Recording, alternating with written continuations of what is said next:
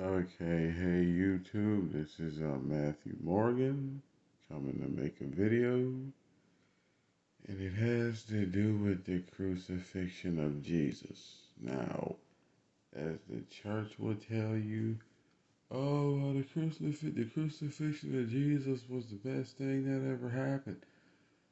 No, it was the worst thing that ever happened. And why? Because it cursed and doomed humanity. Now, I'm not saying Jesus did, but killing him did. Because the reason Jesus came down here was to help teach man how to better itself and how to get humanity back in connection with God. But because humanity decided to kill Jesus, you killed off God's spirit, which means you killed off the truth.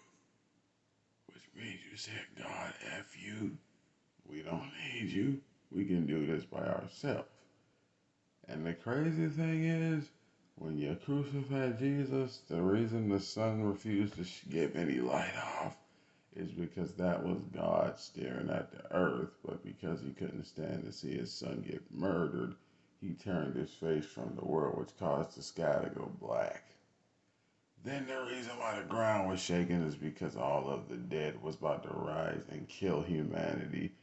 And the Heavenly Father's rage was so bad he almost destroyed humanity. But Jesus asked the Father to see mercy on humanity because they didn't know any better.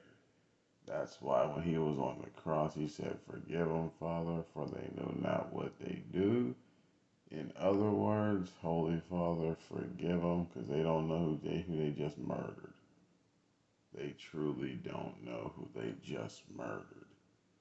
And the funny thing is, back then, that's when all the giants and stuff was roaming the land, when the angels started laying with the daughters of mankind, and Nephilim started appearing on the earth. And then the popes were trying to have women wear scarves on their heads. That's why religious women wore scarves, to stop the procreation of the Nephilim, because they assumed that God was punishing the world by these Nephilim being created. But in reality, it was angels having sex with women to procreate. And then giants is what came out of that. So, yeah. And just so you know, when King Tiberius, he, how you say, looked up to the heavens, and he said to God, now they make this choice. If they kill Jesus, they get punished, and we have nothing to do with that. Is that a deal? Father shook his head and said, yes, that is a deal. If they decide to put this on their blood, on their ancestors and their children's children, meaning the peasants and all that, they're the ones that get punished, not us, not me. Because we didn't kill your son, they did. The peasants, the soldiers, they did. So, King Tiberius said, and I quote, he washes his hands and he does not take responsibility for killing Jesus. And then the people in the crowd said, who were a lot of your ancestors, which black, white don't matter, it was your ancestors. They said, let the murder of Jesus be on us and our children and our children's children. Tiberius said, I don't got nothing to do with this. So, if you ever wonder why bad stuff happens to humanity, it's because your ancestors you don't know nothing about plagued you and cursed you from the murder of Jesus. And they're the ones who put him on trial. They're the ones who had him killed. Just throwing it out there. Jesus' murder did not have to happen, and it shouldn't happen, but it did. So I'm just letting you know. The ancestors of Tiberius are not punished for his murder because they didn't commit it. The ones who stood in the crowd and said, crucify him, And they're the ones who angrily said, "We'll allow his blood to be on our hands and his and their children's hands." Pretty sure my friend will re-say the story if I missed anything or messed anything up, but that's how I generally remember it being told to me.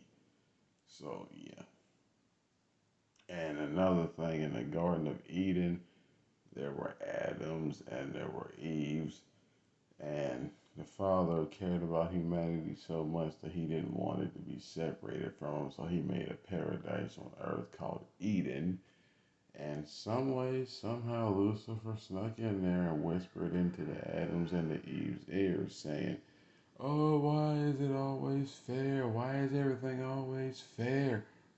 Like, here, Adam, you take two apples. Eve got one. Now, Eve won more than Adam. Now, he gives Eve three apples. Adam only got two. Now, Adam won four apples because Eve got three.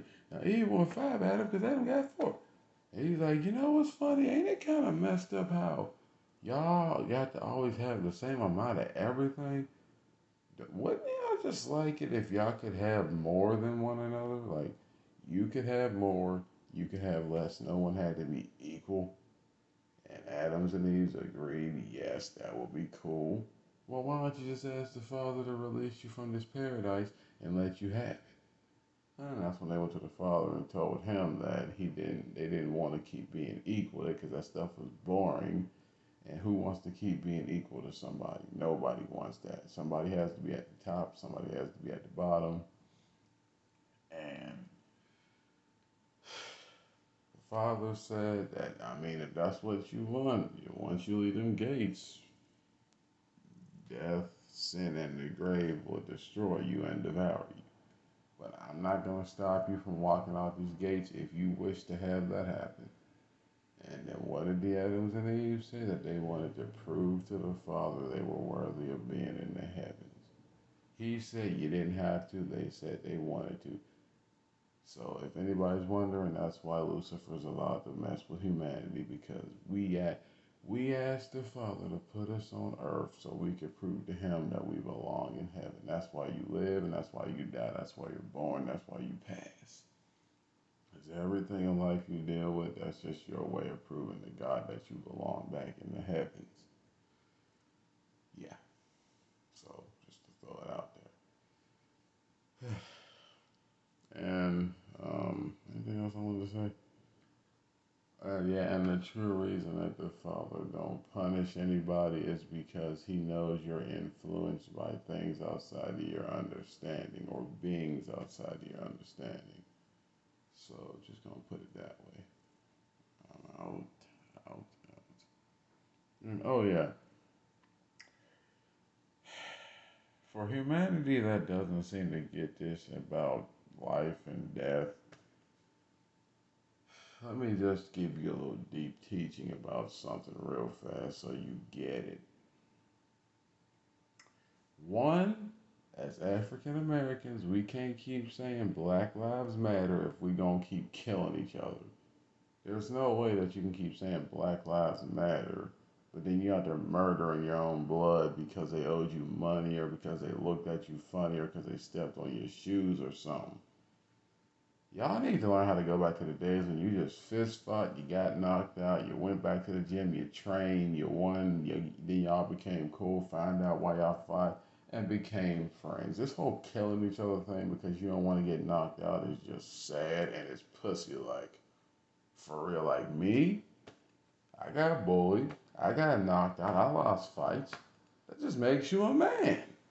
All this shooting people because you don't want to lose a fight, or shooting somebody because they looked at you funny, or shooting somebody just because you felt like shooting somebody. Y'all need to stop doing that. Because let me be honest with you, since I know our African American community formed gangs for two reasons in particular. One, it was to fight off racist, unjust cops, and two, you got it off the mafia. But one thing that African Americans didn't pick up, three things the mafia did: respected the community, respected people in the community, and dressed proper. And if they had a target they were trying to kill, they went after that target, got that target, didn't do no other damage. People killing just want to go around and just kill whoever for whatever purpose and don't care who it affects. But let me just say it this way, even though I feel for all those people that died from racist police brutality. God rest all y'all souls. I feel bad for y'all and the fact that y'all families had to lose y'all. Sucks, but that's part of free will. Evil like good. And to all the people that passed away from COVID-19, God rest y'all soul. That's a sad thing to have to deal with, man. Sad to say, but at least y'all in a better place. Not suffering on this earth no more. But anyway, as far as the destruction of humankind goes, when you wake up in the morning, you can't get mad at, life for being the way it is. You just have to choose to either take a negative route with it or a positive route. But this whole thing about killing people just because, it's not cool, man. Because y'all cry about white men killing black men, but when it comes to black men killing black men, I don't hear nothing about that. But my question is, if it was a gay black guy, if it was a gay white guy, if he was Christian and he wasn't black, can I just ask, did y'all kill it? Did y'all get angry because the guy was black? Or because it was a white cop that killed him? If it was a black cop that killed him, would you be mad? If it wasn't just a random black person that killed him, would you be mad? If it was a gay black person that got murdered, would you be mad? If it was a white person, would you be mad? If it was an immigrant, would you be upset? Or are you just mad because it was a black person that got killed by a white person? Is this a color thing or is this a logic thing? Are y'all mad because it's black and white, or are you just mad because it keeps happening? Think about that. Think very, very deeply about that. And just another thing I want to say. For all those who want to say Obama never did nothing for his own people, first of all, President Obama don't got power like that. Y'all need to understand the way politics work. President Obama has a limited amount of power that he tried to use to make things better for his own people. Now, the Section 8, the welfare, the food stamps, all that stuff, he extended. Then he made Obamacare so that anyone who needs proper health care can actually get it. Then his wife made the little bicycles you can ride to get your health back in order. She did that. And she also helped cut down on the obesity ratio in America. President Obama tried to open more jobs for people, but did our people take them? No, they didn't. Now, President Obama did a lot of positive stuff, but my question is, did his own kind do anything to better itself or just sit around and complain about what he didn't do? What he didn't do. Because just because he sits in the White House don't mean he had any power in the first place. Because there's a lot of racist, power-hungry Republicans that couldn't wait everything he asked. Nope, nope, nope, nope, we ain't doing that, we ain't doing that, we ain't doing that. Then he has to hear from his own people that he ain't doing nothing. Well, it's not technically the president that ain't doing nothing. It's them Republicans who are money hungry and power hungry who ain't letting him do anything. But then y'all say, oh, he made money off of his campaigns. He made money. So what?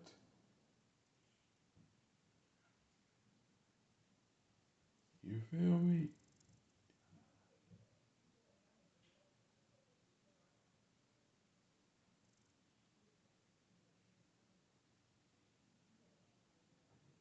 Like,